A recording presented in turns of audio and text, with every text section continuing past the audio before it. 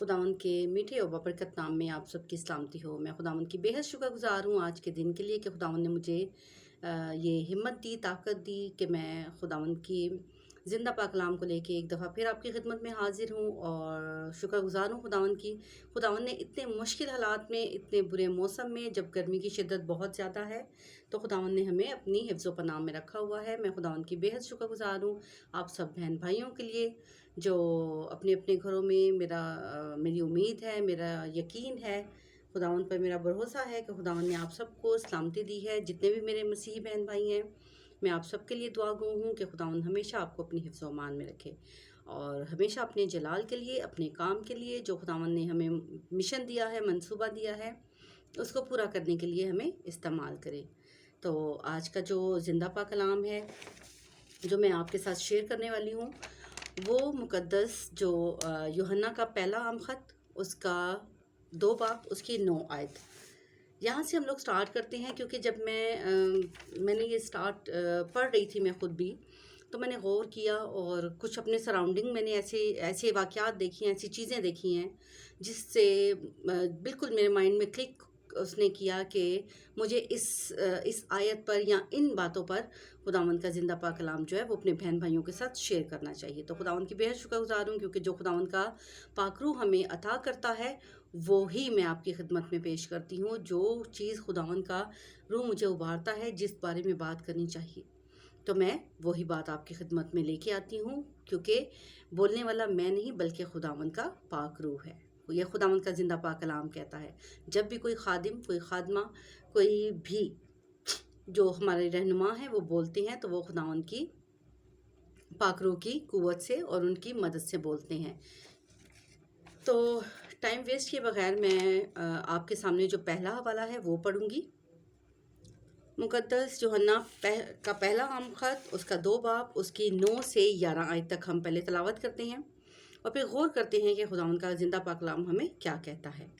तो ये मुक़द्दस यूहन्ना पहला आम ख़त, उसका 2 बाब 9 आयत से मैं पढ़ूंगी आपके लिए।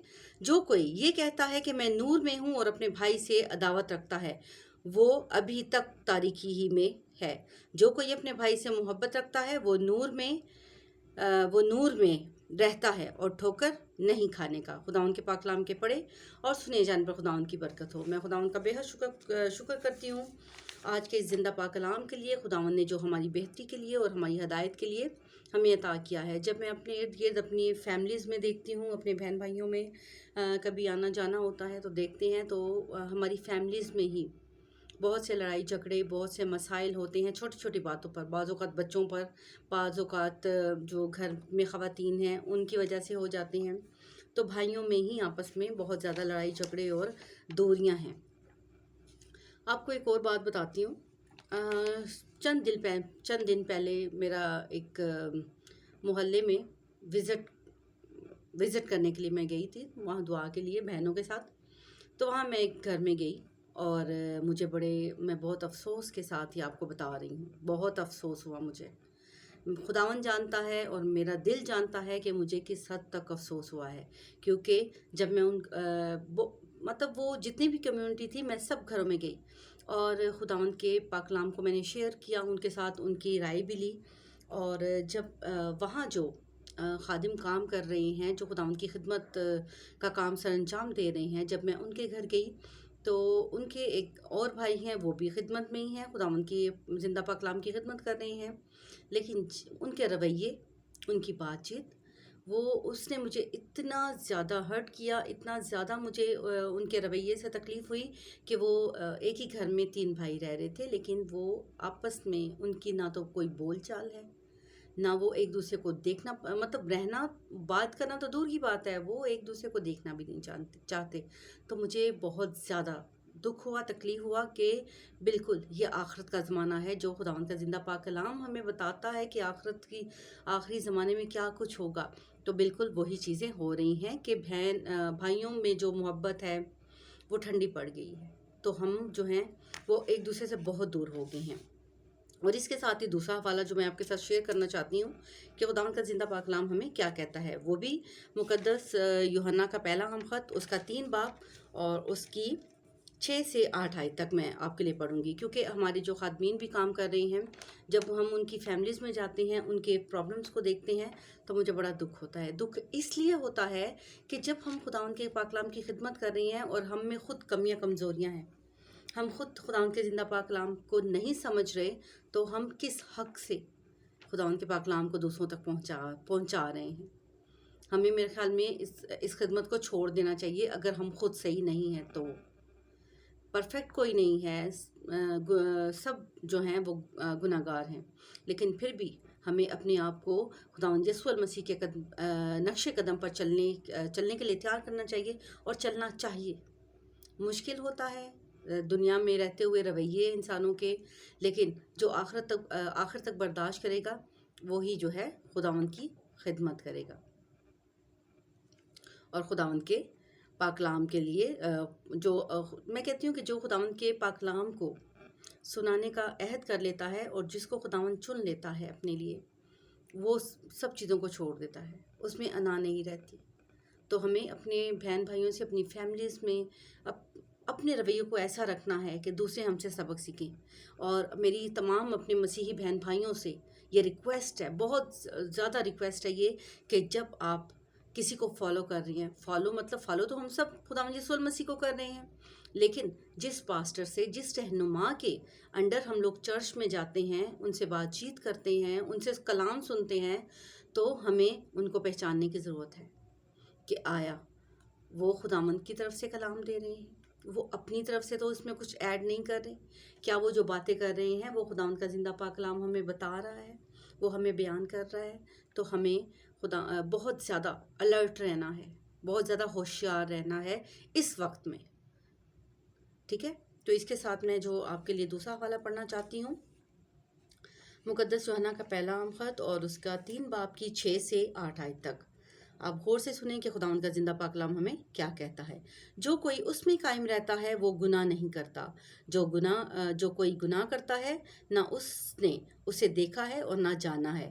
آئے بچوں، کسی کے فریب میں نہ آنا، جو راست بازی کے کام کرتا ہے وہی اس کی طرح راست باز ہے۔ جو شخص گناہ کرتا ہے وہ ابلیس سے ہے، کیونکہ ابلیس شروع ہی سے گناہ کرتا رہا ہے۔ خداوند کے پاک کلام کے پڑھے اور سنے جان پر خداوند کی برکت ہو، آمین۔ جی، تو دیکھیں خداوند کا زندہ پاک کلام ہمیں کیا کہتا ہے۔ جب ہم خداوند کے پاک کلام کو لے کر دنیا میں دوسروں کے پاس جاتے ہیں، تو خداوند کا زندہ پاک کلام ہم میں نظر آنا چاہیے۔ خداوند یسوع المسیح کی جھلک ہم میں نظر آنی چاہیے کہ ہم کس کو ماننے والے ہیں، کس کے فالوورز ہیں ہم۔ تو خداوند کا عکس ہمارے اندر نظر آنا چاہیے، اور جس کے اندر خداوند یسوع المسیح کا عکس نظر نہیں آتا وہ خداوند سے نہیں ہے، کیونکہ خداوند کا جو پاک کلام ہے وہ بہت سچا اور بہت واضح ہے، اس میں کوئی مشکل نہیں ہے، کوئی راکٹ سائنس نہیں ہے کہ ہمیں سمجھ نہیں آ رہی کہ خداوند کا زندہ پاک کلام کیا کہہ رہا ہے۔ خداوند کا زندہ پاک کلام بہت زیادہ کلیئر ہے ہر انسان کے لیے۔ آج کل میں کہتی ہوں کہ اگر آپ لوگ بائبل پڑھ نہیں سکتے تو آپ بائبل کو آڈیو میں سن سکتے ہیں۔ آپ آڈیو بائبل اپنے موبائل میں ڈالیں، اس کو سنیں، جب بھی آپ کے پاس ٹائم ہے خداوند کے زندہ پاک کلام کو سنیں اور اسے اپنی زندگی کو بہتر بنانے کے لیے استعمال کریں۔ تو جو لوگ گناہ کرتے ہیں وہ خداوند سے نہیں ہے، کیونکہ خداوند کے پاک کلام کو سنتا ہے، خداوند یسوع المسیح کو مانتا ہے، اس میں اس کی راست بازی نظر آتی ہے۔ اس کے ساتھ ہی کیونکہ آج ہم بات کر رہے ہیں کہ ہمارے جو آپس میں گھروں میں بہنوں کے ساتھ تو کم ہی ہیں، لیکن بھائیوں کے ساتھ بہت زیادہ پرابلمس چل رہے ہیں کہ ہمارے جو بھائی ہیں آپس میں ایک گھر میں رہتے ہوئے بھی وہ ایک دوسرے کو دیکھنا پسند نہیں کرتے، ایک دوسرے سے بات چیت نہیں کرتے، جبکہ وہ خداوند کی خدمت بھی کر رہے ہیں۔ تو میرا سوال ہے یہ سوال بھی آپ نوٹ کریں اور کمنٹ ضرور کریں کہ ہمیں کیا کرنا چاہیے اور کیا میں صحیح ہوں یا غلط بول رہی ہوں۔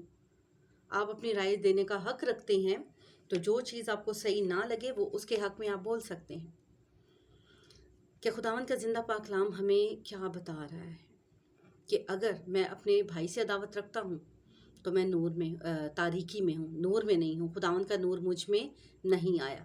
تو اس کو سمجھنے کی ضرورت ہے۔ اس کے ساتھ ہی ایک اور حوالہ آپ کے لیے پڑھتی ہوں، مقدس متی رسول کی انجیل اس کا 5 باب اس کی 23 سے 25 آیت تک۔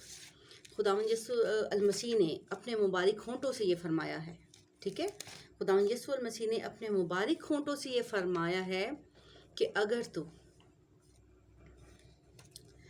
قربان گاہ پر قربانی کر رہا ہے، ٹھیک ہے، اس کے بعد میں آپ کے لیے حوالہ پڑھتی ہوں، لیکن اس کی وضاحت کر دیتی ہوں کہ خداوند یسوع المسیح نے اپنے زبان مبارک سے یہ فرمایا ہے کہ تو قربان گاہ پر قربانی کر رہا ہے اور تجھے یاد آ جائے کہ تیرا بھائی جو ہے اس کے ساتھ تیری کوئی رنج ہے، کوئی خفگی چل رہی ہے، کوئی ناراضگی چل رہی ہے، تو تو اپنی قربانی کو وہیں پر چھوڑ اور پہلے جا کر اس سے صلح کر لے، پہلے جا کر اپنے بھائی سے صلح کر لے۔ اگر تجھے معافی مانگنے کی ضرورت ہے، اگر اس کا قصور بھی ہے، تو ہم معافی مانگنے سے یہ چھوٹے نہیں ہو جاتے۔ اگر ہماری وہ رنجش، ہماری خفگی دور ہو جاتی ہے سوری، تو میرے خیال میں ہمیں معافی مانگنے سے بھی گریز نہیں کرنا چاہیے۔ تو خداوند یسوع المسیح نے کیا فرمایا ہے؟ مقدس متی رسول کی انجیل 5 باب کی 23 سے 25 آیت تک میں آپ کے لیے پڑھوں گی۔ بس اگر تو قربان گاہ پر اپنی نظر گزرانتا ہو اور وہاں تجھے یاد آئے کہ میرے بھائی کو مجھ سے کچھ شکایت ہے، تو وہیں قربان گاہ کے آگے اپنی نظر چھوڑ دے اور جا کر پہلے اپنے بھائی سے ملاپ کر، تب آ کر اپنی نظر گزران۔ جب تک تو اپنے خداوند کے پاک کلام کے پڑھے اور سن جان پر خداوند کی برکت ہو۔ 25 آیت تک میں نے پڑھا ہے کیونکہ یہ پورا جو چیپٹر ہے یہ ہماری بہتری کے لیے ہے، تو اس کا ایک ایک جو لفظ ہے وہ ہمیں سکھانے کے لیے، ہمیں زندگی میں آگے بڑھنے کے لیے بہت مددگار ہے۔ لیکن آج ہم بات یہی کر رہی ہیں کہ جو بھائیوں کی محبت ہے وہ ٹھنڈی پڑ گئی ہے، تو ہمیں پہلے تو اس کو جگانے کی ضرورت ہے، کیونکہ ہمارا رویہ جو ہے وہ ظاہر کرتا ہے کہ ہم خداوند سے ہیں یا ابلیس سے ہیں۔ اگر ہم خداوند کی راست بازی کے کام نہیں کر رہے تو ہم یہ نہ سمجھے کہ ہم خداوند سے ہیں، کیونکہ ابلیس شروع سے ہی گناہ کرتا آیا ہے۔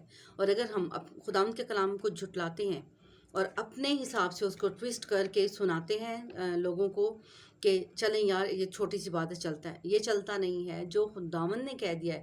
کیونکہ اس کے آگے میں آپ کو ایک اور آیت پڑھ دیتی ہوں، متی رسول کی انجیل اس کا 5 باب کی 26 آیت۔ میں تجھ سے سچ کہتا ہوں کہ جب تک تو کوڑی کوڑی ادا نہ کر دے، وہاں سے ہرگز نہ چھوٹے گا۔ تو یاد رکھیں خداوند کا دن قریب ہے، خداوند بہت جلد آنے والے ہیں۔ تو اگر ہم اپنے کیے ہوئے کاموں کی، دنیا میں رہتے ہوئے جو کچھ ہم نے کیا ہے اس کی کوڑی کوڑی ادا نہیں کر دیتے، تو ہم خداوند کی بادشاہت میں داخل نہیں ہو سکتے۔ تو ہم نے اپنے اعمال کو، اپنے رویے کو، اپنے کردار کو اتنا بلڈ اپ کرنا ہے خداوند یسوع المسیح کے ساتھ کہ جب خداوند یسوع المسیح آئے تو ہم ہوا میں اڑ کر ان کا استقبال کرنے والے بن سکیں۔ خداوند آپ سب کو بڑی برکت دے۔ خداوند اپنے جلال کے لیے، اپنے کام کے لیے، اپنے مشن کے لیے، میں کہتی ہوں اپنی کلیسیا کے ایک ایک بچے، ایک ایک عورت، ایک ایک مرد کو، ایک ایک بہن بھائی کے لیے میں دعا کرتی ہوں کہ سب کو اپنے جلال کے لیے استعمال کرے۔ اور آخرت کے زمانے میں خداوند یسوع مسیح نے کہا ہے کہ ہر بچہ کیا، بوڑھا، جوان، نوجوان، عورت، مرد، ہر ایک نبوت کرے گا، کیونکہ جو خداوند کے زندہ پاک کلام کو پڑھتا ہے، سنتا ہے، جس میں خداوند کا روح بس جاتا ہے، وہ خداوند کی گواہی دینے کے لیے تیار ہو جاتا ہے۔ تو میری یہ دلی دعا ہے کہ خداوند ہم سب کو اپنے جلال کے لیے، اپنے مشن کے لیے استعمال کرے اور ہمیشہ اپنی پاک پناہ میں رکھے اور پاکیزہ زندگی گزارنے کی توفیق عطا کرے۔ خداوند آپ سب کو بڑی برکت دے، آمین۔